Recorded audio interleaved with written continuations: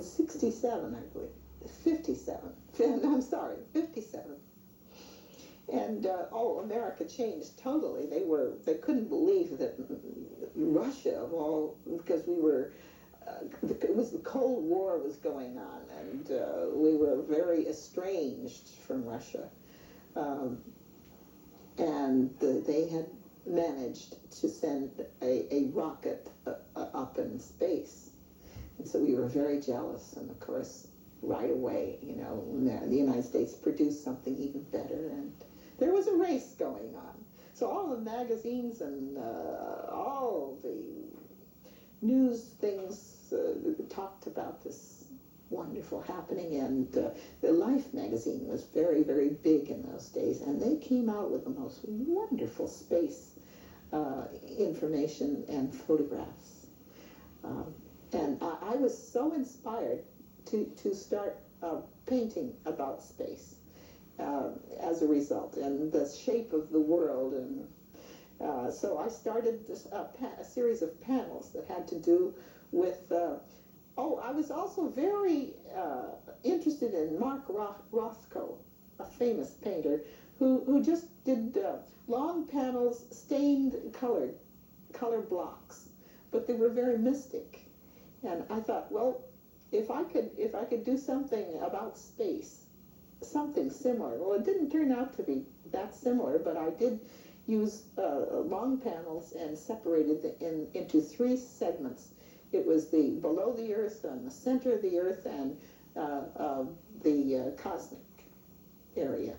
And I did many of those, and probably it lasted about 10 years. Okay, and what about the next period? The end of the 10 years was myself deciding on a triptych. And it was, I had used acrylic paint with these these many panels on space. What is a triptych? A triptych is three paintings together that are the same theme. And there's usually a large centerpiece and 2 small side pieces. So I wanted to make a kind of a culmination of my space panels in this triptych. So I thought of, well, since it's space, I could have 2 side panels that have to do with the Earth, and the center panel that have to do with, the 2 side panels that have to do with the space, and the center panel to do with the Earth.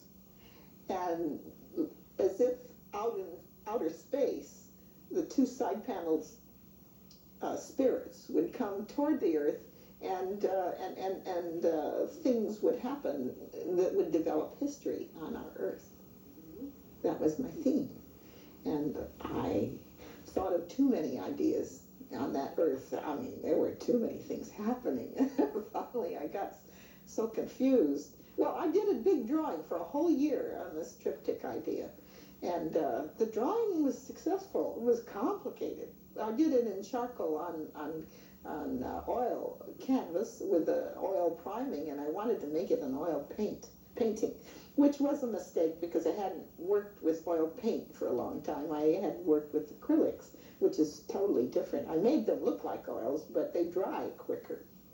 So I failed on it. I couldn't handle the complicated subject. I couldn't handle the oils at the same time. And after I did the drawing, fortunately, I had a photograph taken of those 3 panels, and then I thought that was an underpainting. It was done in charcoal, on a base of pink oil paint base. And I started to lay color on that. I didn't know where I was going. I had no idea, because I didn't realize that I had already, if I spent a year in that theme, I had spent myself.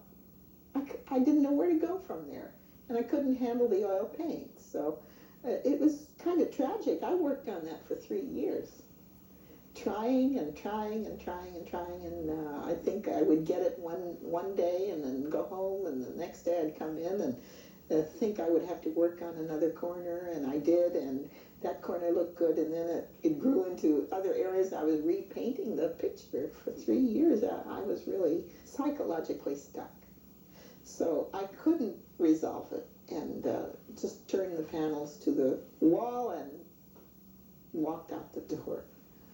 But 3 years were wasted on that. I don't know if it's wasted. I think of it as the tip of an iceberg. I had learned so much, and so much research that I did, that I was constipated with it, but it's still there. It's not lost.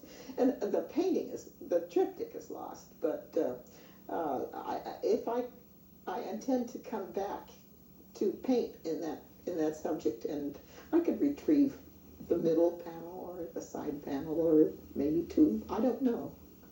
But that made me decide to leave the subject entirely and start with the portraits again. I like to deviate. I like to work with opposites. It's good for a painter, I think. It's good discipline.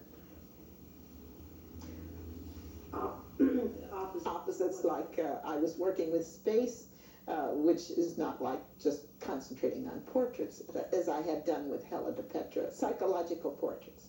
So I decided to go back to that, and there was a wonderful class going on with a husband and wife who are one of the couple of best painters in Monterey, and it was a wonderful atmosphere, and I worked in their class, and they had a model every Wednesday in the afternoon, and I was determined to continue do a watercolor in that frame from 1 to 4. Victor deGesu and Janet Ament. Those were the painting names, but they were Mr. and Mrs. deGesu. So he let me stay an hour later, so that meant 1 to 5 I could half the time finish a watercolor, and that was thrilling to me because I had worked so hopelessly for 3 years on this thing that didn't resolve, and that was really a saving grace. How do you know when a painting is finished? You say you worked 3 years on the same painting. Yes. And couldn't resolve. How do you know whether it was bad or good? What happened during those? Well, it's because I repainted it, so it was never resolved. It was if I had just left the drawing and then just did a thin overpainting, a tint over that drawing, and left it alone, it would have worked, because it was a good drawing. I mean, how did you feel while working for 3 years on the same thing? I felt frustrated. Your head or your heart? If I worked on something for 3 years, I'd be going crazy. I was nearly crazy. Tell us a little about what happened. The struggle. I'm going to interrupt a little. When he asks a question, don't answer it until he's finished. So that I'm your sorry. voice is And so we only hear your yeah, voice. Susan asked me to reiterate that question, and I have totally forgotten. Otherwise we hear two voices on top. Thank you. I mean, you go over this period of time that seems to me, if I worked 3 years on one thing, would be an enormous crisis. I would be struggling. I would be asking myself, why the hell am I doing this instead of not out on a yacht or something? Yes. I don't know. It doesn't come through to me what for 3 years was going on. Was that this big struggle between the trying to bring things together, or that's really? I've been asked about how could a person work for 3 years on a subject when it was not resolved. It would upset and frustrate, which it certainly did. The reason that I think I could work 3 years on something like that was that I was trying to incorporate the whole universe, a unity of life, of why we exist. That has always interested me, and always I ask myself always, why do we have our inner psychological feelings. Why is the earth put together with the atoms the way it is? And every time I had a science article, I would read it avidly to try. And then when it talked about atoms and the molecules, I would sit there and wonder how it would fit in with me. I mean, where I know that we're atoms and molecules, but how does science dovetail with art? When I was in art school, in those days, the science was way ahead of the art in most people's estimation, because, as I said, the Sputnik went up and so forth a little bit later, and art was tossed out. It wasn't. It was something separate, but it was the humanities and not so important as science. And I always felt that we are a one world, and we are all human beings, and we all have positive reactions and negative reactions the same. So why not concentrate on the positive instead of the negative? Not the separation, but the unity of everything. This has always been my interest. And I was fortunate enough to meet someone who, a woman, a Hungarian woman, Rozsika Vatarius, who I was painting for a show, a one-man show, and I was making these space panels. And she said, well, you've read Teilhard de Chardin, haven't you? Pierre Teilhard de Chardin. And I said, no, who was he? And she couldn't believe it, because I was painting exactly the man's philosophy. So I don't know if anyone's interested in going into that, but he was a French Jesuit, but also a scientist. And I did read it. She said, don't read these series of books until you finish your show. She said, just because I don't, it would be confusing. But when I did, I just knew that this is the way I felt. And the idea was a positive unity of the world and the cosmos. But you couldn't bring it off. So someone just asked me why couldn't I bring it off? I had done too much research. I wasn't creating a painting. I was maybe writing a novel about it, and that's a different vision. A painting it is to be looked at, and the impact is to come to you right away, in shape and color and form. And I was writing something, I think, and trying to put everything into it, like an illustration. And it didn't work as a painting. I had too many subjects in there. Do you ever show it to anyone else? You mean in the state that it is in now? Yeah, during this time of struggle. Oh, yes. Someone asked me, did I show it to anyone else? I didn't show it. I showed it to a few artists. There was an artist, very good artist named Jerry Wasserman, who had a studio just a block and a half away.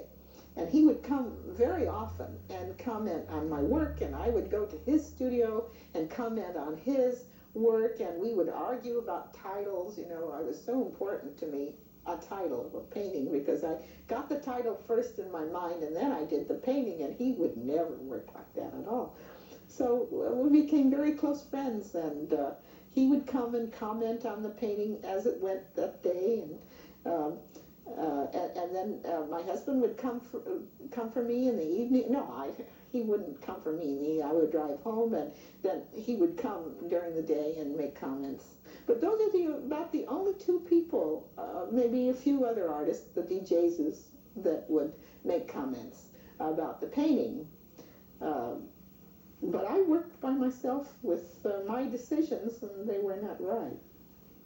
I wish someone had taken me by the scruff of the neck and taken me out of this place and thrown me out in the street and said, you're wasting your time. But as I say, it isn't time wasting. wasted because the research is done, and when I after these portraits, the series of portraits that I did in the deGesu class, I feel now confident that I could do what I said, make paintings with not drawings, but shapes of color and visual impact first. And that's what a painting's about, I think. Visual impact, not mental impact. But the mental has to be behind it. It's difficult, and I don't know if I can do it, but I feel confident that I can do it because I did these portraits from 1 to 5 in Victor deGesu's class. Can we take a break? Let's take a break. In color, he told me this because he's a visual person. He's a cartoonist, and that's the nature of his work. He has to visualize very quickly. But I didn't know what he was saying. I didn't understand. Well, maybe Teresa will ask you later, but I'm wondering, you felt that as defeat. He would try to do this, bringing together all these things. Yes. I've been asked, I felt I tried too hard to bring too many things together. It was philosophical ideas, pictorial ideas, shapes, colors, and what, if you want me to describe what it was in detail was about, maybe you could visualize that it was far too difficult to bring together meaningfully. There was an interesting young woman in Monterey that was a young German woman, and she would pose in classes as a model. One time she posed on the stand dancing. In those days there was the jitterbug kind of dance. And she had this short skirt, and she had a wonderful cap on, and this blonde hair. She was a young German girl, and she started to dance on the podium where models posed. And I did 3 very meaningful, I thought, dance poses of her, and this intrigued me. And a year or so later, when I started the triptych, I kept looking at those drawings. So I thought of her as Eve. And then I thought of an Adam. And I said, well, why not have Adam and Eve meet on Earth? You know, like the people born into families. It was a how do you say it? A narration, a story of how life begins, really. And this Eve, who was very intriguing, I took each one of those 3 drawings and transferred them onto the canvas by redrawing them enlarged, because there was a room here. This very room, the thing spread across the whole expanse and reached up to the ceiling. It was 8 foot high and 60, I don't know, 5 feet, 6 feet long. So anyway, she was supposed to dance from outer space, which was the lower panels, and meet Adam in the center panel, which I had done in the drawing. But then I read that the Pietà, which Michelangelo painted, is to mean eternal life. That great piece of sculpture with Mary and Jesus lying on her lap as a young man. She's young too.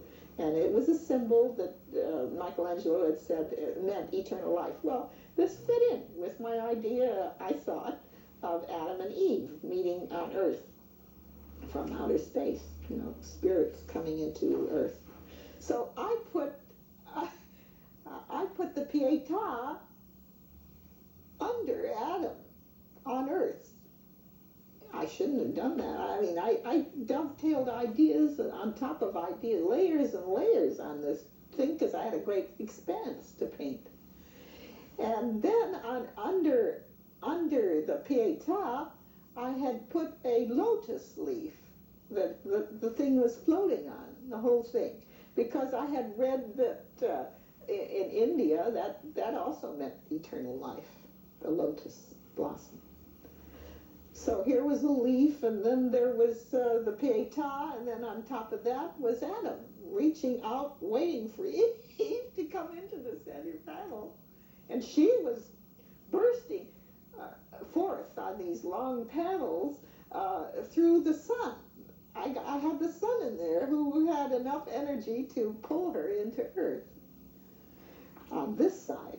On the other side was a longer panel that depicted her going from planet to planet.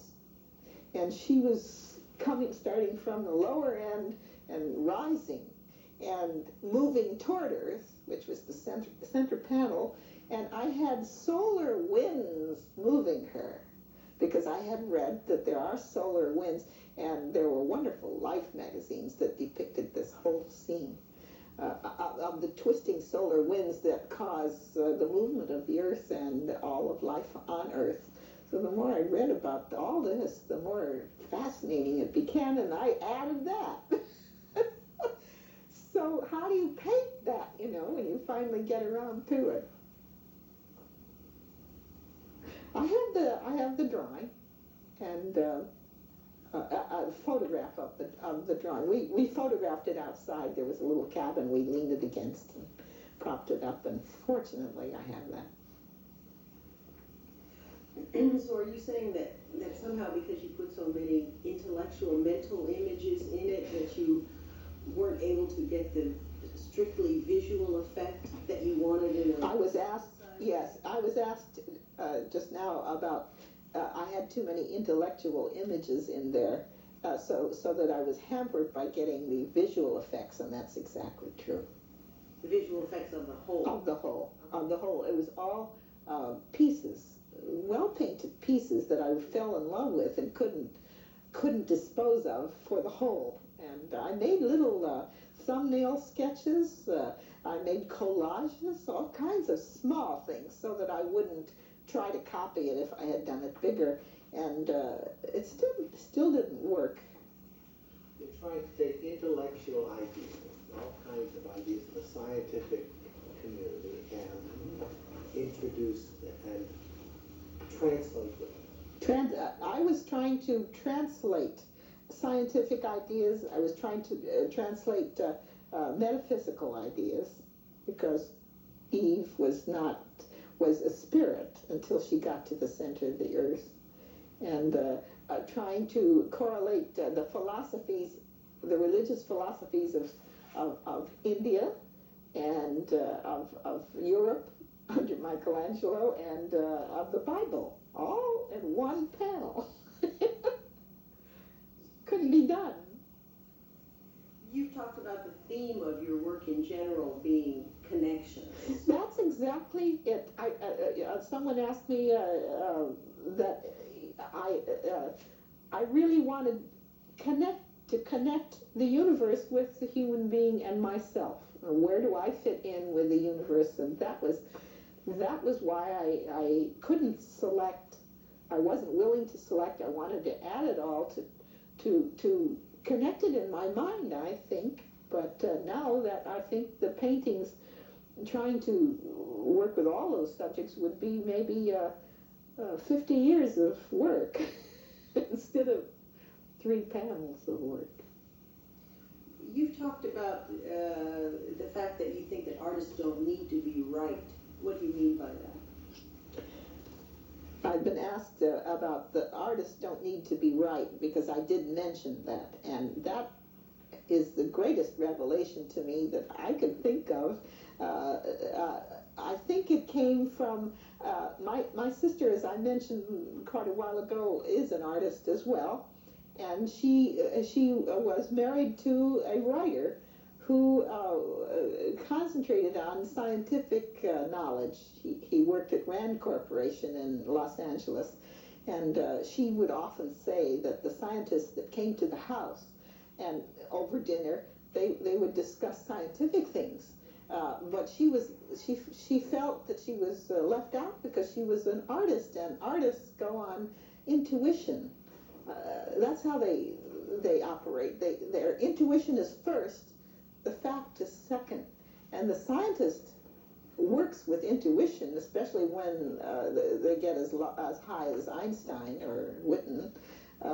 But it's fact first, and then they find out if that's true or not, and then go on to the next level. So they work from opposite directions, and these scientists weren't really giving the artist a serious time of day. She felt that.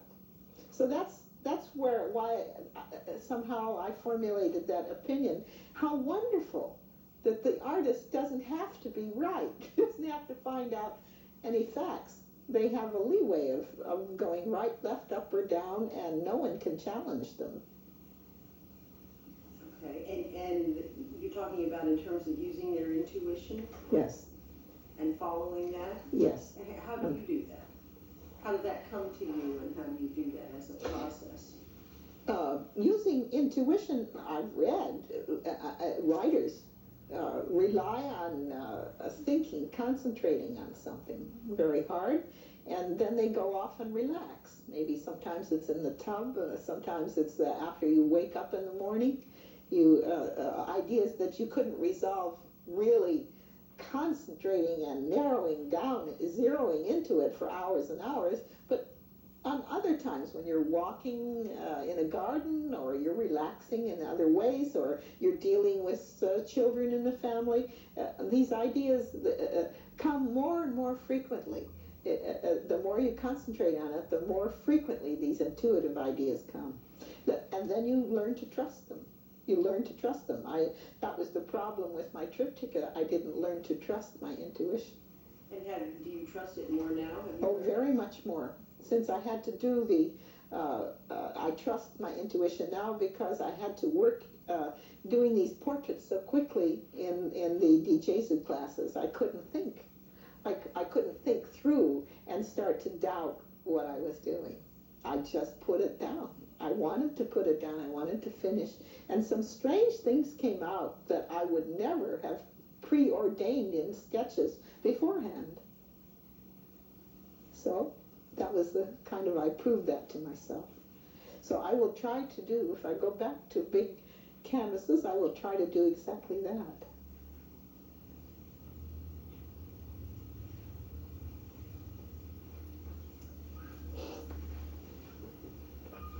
Just in case you want more question. You are the sole judge of whether you have succeeded in a painting or not. You have that much faith in Time is the sole. Someone asked me, and I then am the sole judge of whether I succeed in a painting or not. No, I am not the sole judge, and I've discovered that it's an element of time that is the final judge of whether a painter succeeds or not. At the time that a painting is done, and you feel that it has said the most eloquently what you started out to want to express, you don't know at the moment. You even a week, let a week go by, and then look at it again. And when you've been doing a lot of other things. So ultimately, your painting is judged by others. The success of your No. painting is judged by others eventually. Oh, always, because it's a visual thing, and people are always thinking the next person, whether they're artists or not, they're into their own thing, but they always have an opinion about what you have put down as a painter. But what you have put down as a painter and how they perceive it is always different, which is fascinating to me, because no one human being is the same as the other. How do you judge yourself? Or do you? Time judges it.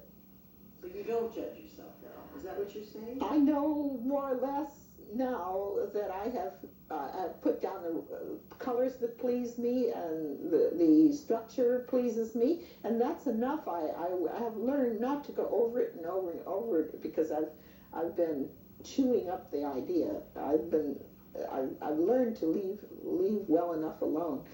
The rest is time. So then you say, okay, I guess it's finished, or this. Someone says, yeah, you guess you finish it, that's all. Wait and see whether. Exactly. Yeah. You put a frame around it. My husband has a wonderful device when he does cartoons. He does cartoons all more or less 2 or 3 sizes. So he has frames in glass, 2 or 3 sizes. It's easy to do because cartoons are in small size. But he has these 3 sizes to fit his cartoons in.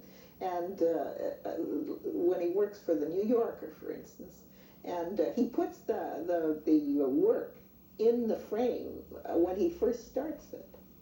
It isn't finished, but he goes to bed, and then the next day he comes out, and the impact of that in a frame tells him what to do next. So there are ways an artist they trick themselves into finishing before it's supposedly finished. And that helps a lot. And then habit does the rest.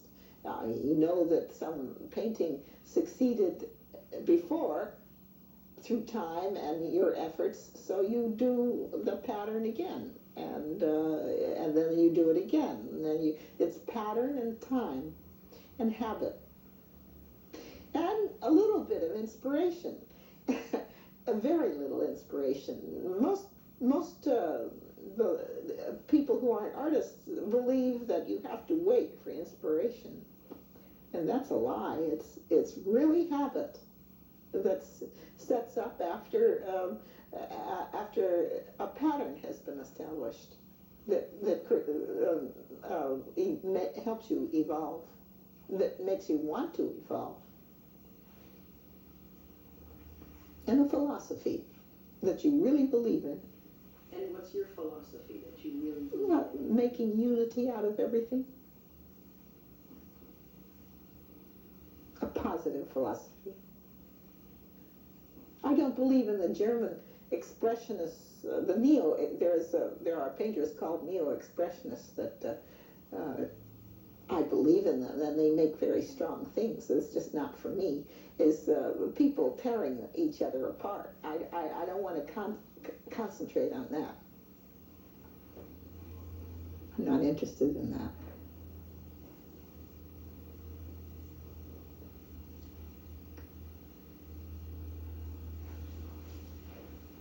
Because I believe that the goal of the human being is to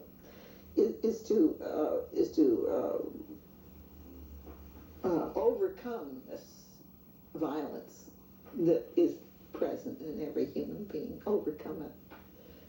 You had mentioned a painting of yours called The Violent Universe. Yes, it's a figure that really came from a portrait of Hella de Petra, this woman that I did for 2 or 3 years, and I decided to, I was reading a space book called The Violent Universe, and at the time, and they talked about the planets and the dark space, the unknown dark space, and all the violence that goes up in the cosmos. So I thought, well, if there's violence in the cosmos instead of peace, certainly that happens in the brain. And that's how we evolve. There are opposites in the earth, in everything. There's the gentle, and there's the strong. There's the violent and the peaceful. In philosophical reasons, there are opposites that make everything move. Plants, they grow, they die. So then your work is to create a synthesis, so to speak, of these different contradictory...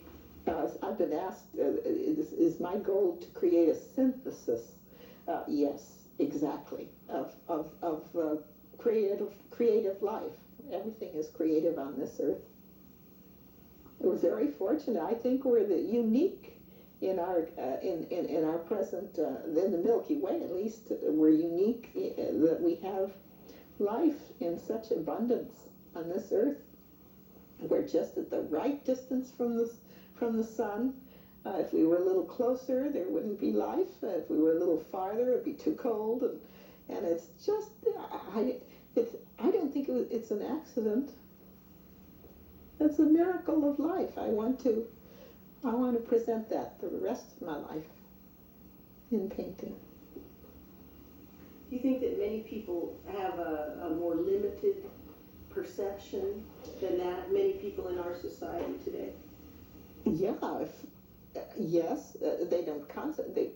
Well, like my triptych, I've been saying, someone asked, do you think that other people have a more limited perception of life?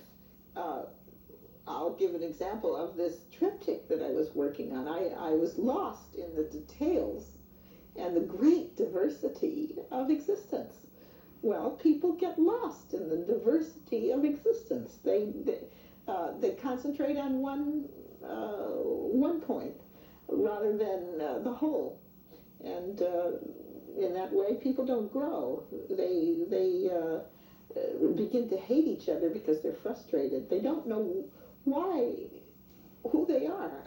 This Teilhard Chardin talks about this in his series of books. Human beings don't know how miraculous they are.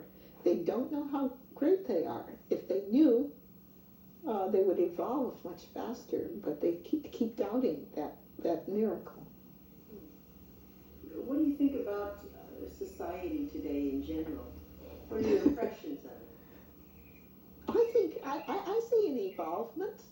I see this great struggle that we had with Russia, the Cold War. It certainly has some miracle has happened that in this 1991, Russia decided that communism isn't going to work. And this is a great hurdle that has been surmounted, and there's always details. You can get lost in the details very, very easily, and there's always evil to counterbalance good. Evil certainly exists, and any minute it could go in the wrong direction, but at the moment it's going in the right direction. Peace and a view of the future of humanity, which this Teilhard Chardin believes that's the direction we're going, toward God. The only direction is up, in the up direction. If you go down, you hit a certain level, then you have to go up again because you live with other people, you live within a society of other people, and if you go down, you die, or you stay in that position low, and Chardin says that is sin. If you're content to just live in one place and not move up or down, it's a movement, it's evolvement. People are meant to evolve, and the direction is God direction. That's what my panels were about. When you had periods of blocks or difficulties in your work, what has sustained you through these periods of difficulty and pushed you through to the next level?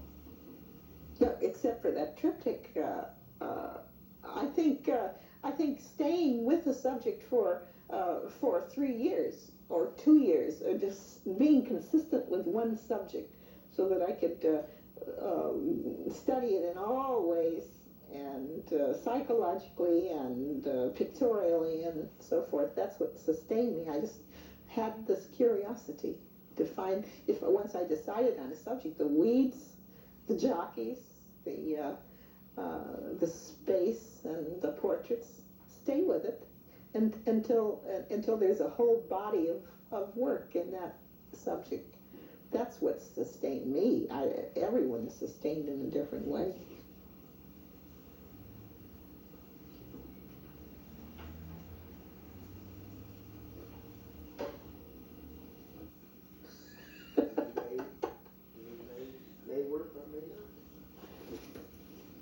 Intuition. Try to trust my intuition. And that's... When you don't trust your intuition, why do you think that is happening, since you're so, obviously so aware of that? What's the stumbling block when you don't? When you won't? With that, I've been asked, what's the stumbling block when I don't trust my intuition? I'll go back to that triptych again. I did not trust my intuition. My mental processes took over instead of intuition. I had an idea that was part intuitive and part in my mind. I have such respect for the scientific method of operating, which is not just intuition, it's fact and intuition of life. That I will never abandon that, and I hope to strike a happy medium. But because I'm a painter, I will leave the factual and try the intuition more.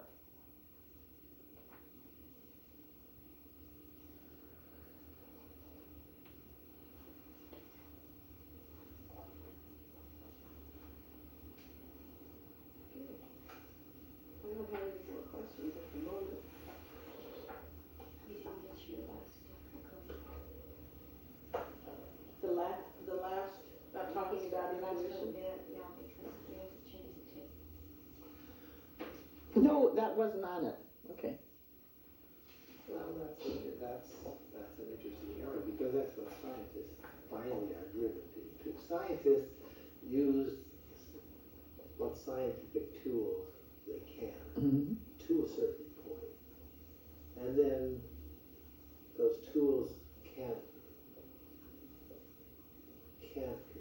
take them any farther. So they have to use their intuition. Then they go into intuition. Yes. And I suppose you're saying, Is this being recorded? Is this being you're doing the recorded? same thing coming in from an artistic. So Exactly. what your paintings are really intuitive, and an artistic expression of intuition or something, which An artistic expression of intuition is a very wonderful phrase, and the understanding that you've given me on what science is a wonderful phrase. You work on fact until you can no longer apply the fact, then your intuition takes over, and a good scientist has to trust both. When you get to the level of an Einstein, or I have here a wonderful theory, it's called A Theory of Everything by Edward Witten, and it came out in the New York Times magazine. I saved it since 1987. It's about a string theory of the universe, and he's making everyone sit up and think about it. Since then, there have been many other theories of the universe. It's like a sponge. You're trying to think of the structure of the universe. How do you do that? you go on scientific fact first, and then you get to a point where you have to use your intuition. This young man, he's only 36 or something, decided to say that the universe is like a string that turns and bends, and twists, and the loops, and the loops are so small sometimes they become like pinholes, but the universe is constantly moving like we are. Everything is movement. Everything is movement. And why not the universe? Find the patterns again. If everything in our life is moving, why not the universe? In evoluting in different shapes, different sizes, but all connected. Everything in this universe is connected, I'm sure. So this is called the string theory of the universe, and he says that there are 10 dimensions. 10 dimensions instead of the 4 that we see. We only see 4 dimensions, but there are actually 10. Very interesting theory, and all of the metaphysical things that we are concerned with but never see, and some people are totally concerned with, could be in one of those dimensions in the universe that our physical being can't comprehend, but it could be. So how are you going to spend your time now? Working with these theories and using my intuition, and using some fact, because I really don't think that just using your intuition will make a strong painting. I really think that using a little bit of science and some of intuition will be something worthwhile, because we live with the physical as well as the metaphysical. It's present, both of it is important. So what do you hope to do with the paintings? What do you hope, what would you like other people to say when they... I want them to be bowled over by the physical impact of seeing, the visual impact first, and color and harmony and exciting movement will do that, and that's what I can concentrate on, and a subject. And I have been thinking about a particular subject which has to do with trees. There are some big burnt oaks in the ranch. My husband's father and brother were cattle ranchers, and they have a ranch that is in a forest of very, very old oak trees, and there was a very hot fire about 5 years ago and charred these big thick oaks. The bark, they're all black, and all the leaves burnt off.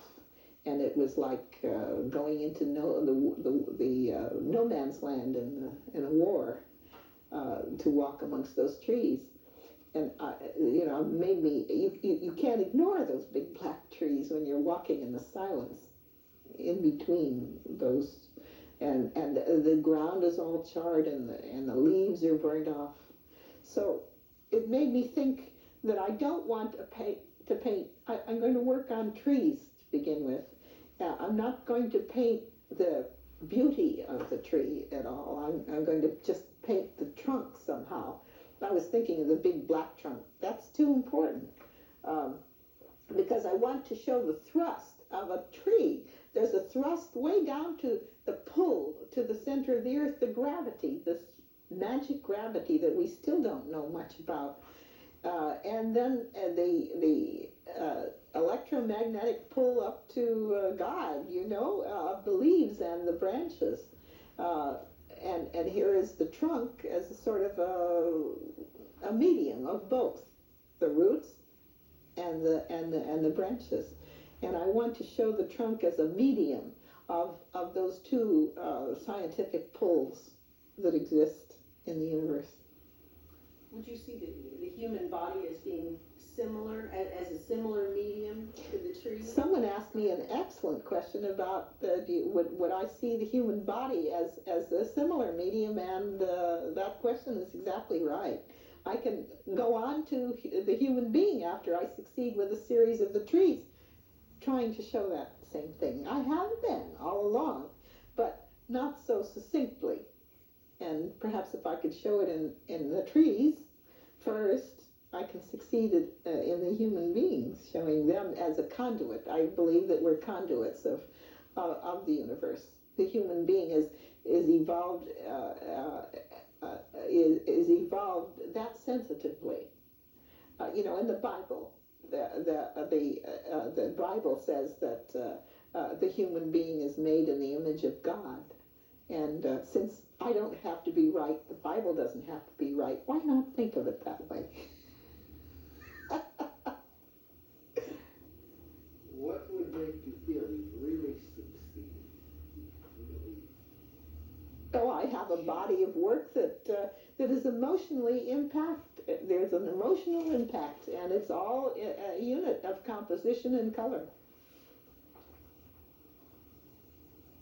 Emotional impact in that it reaches other people, that it reaches many people, maybe limited at first. What would you like them to feel? What would you like them to say when they see it? That we as human beings are worth worth it, very worth it, and we should think in that positive direction of evolvement. People, human beings, there's so much to contend with, especially today. This Teilhard de Chardin said that he died in 1955, shortly after the explosion of the atomic bomb in the desert. And he saw this. He saw the explosion of the atomic bomb, the tests. And he said, he predicted, he said that was a good thing, not a bad thing. No matter what the outcome would be, because that was the breaking point, that was the division between us surviving, being just like an animal, to survive, to live and eat and exist and procreate, or thinking higher thoughts, and the survival is second in importance. Thinking of returning to the cosmos, because he believed that the human beings were part of the cosmos first, and we are here protecting all. We're meant to protect all other living things on this earth, and eventually we'll return to the cosmos. That we come from that direction. We come from above rather than below up. We're just returning to what we started, what we had come from. So we're developing that intuitive side of our nature, and the atomic bomb was the benchmark between the survival, human existence of survival, and a higher form of mind in the human being. And he said that if we don't blow ourselves up with the atomic bomb, if we can surmount that, we will continue to evolve very fast. And he said that after 1955, there will be more and more and more things to contend with, more details. And he mentioned robots and television and video and all of the invention of man that will the invention of tapes and so forth is named for it. We will use it, and we will know that it won't take us over. We will just use it. We will learn to use it for our own evolvement. He was always a positive man, and with the newspapers and the magazines and all of the terrible things that you read nowadays, what's going on, same as it did in the Middle Ages, you feel discouraged. The average person feels we're going nowhere. But this man made a positive thing even out of the atomic bomb. There's a hope. There's a direction. What are we living for? The next meal, how boring. How exciting. Well, that's true. I think that's very true with the bomb. Because you either get destroyed by it, or you learn to grow up and quit acting like silly little kids. I mean, there's no two ways about it. Yeah, there's an end to war. The bomb, I think the bomb, we have survived that blowing up of humanity. We're trying very hard in this Russian positive movement proves that we're not going to use it to kill ourselves, unless it's a terrible surprise with a third world or something developing it. But I think I'm positive on that. I think we've hurdled the great mountain. So why not paint that? Yeah, we may not kill ourselves with an atomic bomb, and then just smother ourselves by overpopulation. That's right, or die of disease like AIDS. So good for that. No, I'm not. No, I'm going to concentrate on the positive. There's enough people writing about the negative. I don't know if there are enough artists working on that. Oh, yes, lots of them. Oh, sure. Bombast and blood and guts. your neo-expressions. What's wrong, everybody should. Everybody does that because you T-shirts have nothing but that. The subject is war. War is a great excuse for emotion in painters' work. That comes first to mind, doesn't it? What everybody should. Except of course, if you want to paint a beautiful vase of flowers, and that's fine. But there seems to be two ideas afoot as a painter: the individual painting and how good it can become, or how well it can be painted, or the individual subject, and then tying it in with the concept of the whole. And I've never been content with just painting a picture and showing it, and then going on to the next picture. You can do that forever and never think of a whole concept.